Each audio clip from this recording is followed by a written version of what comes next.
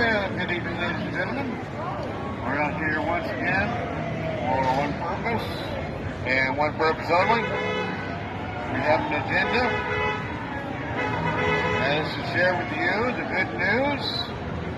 good news of Jesus Christ and what He did for you and for me.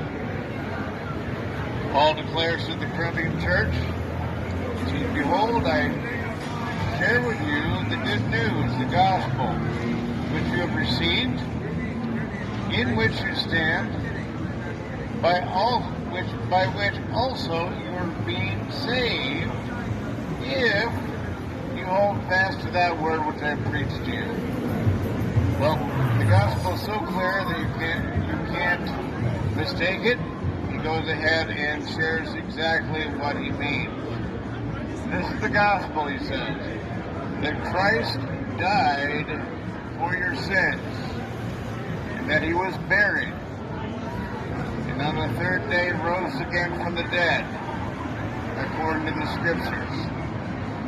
And he was seen by the apostles, the 11, and he was seen by Peter, and he was seen by over 500 brethren at one time.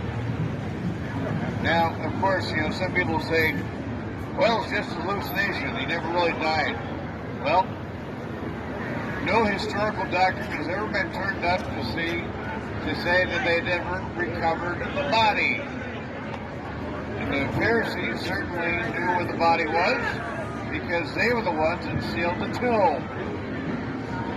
Now, last week, I thought it was funny that somebody was saying that Christianity is a fairy tale.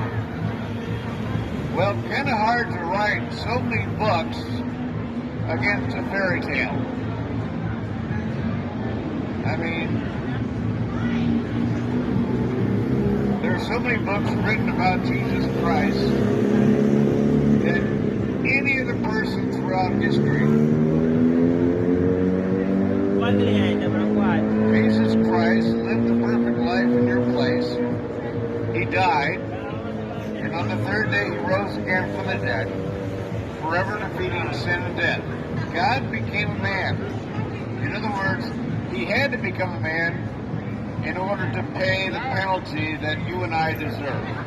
If we paid for it,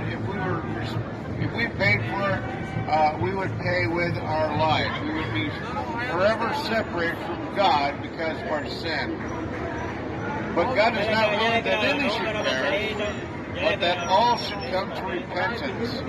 And so in his justice, he paid the penalty himself, and in his mercy,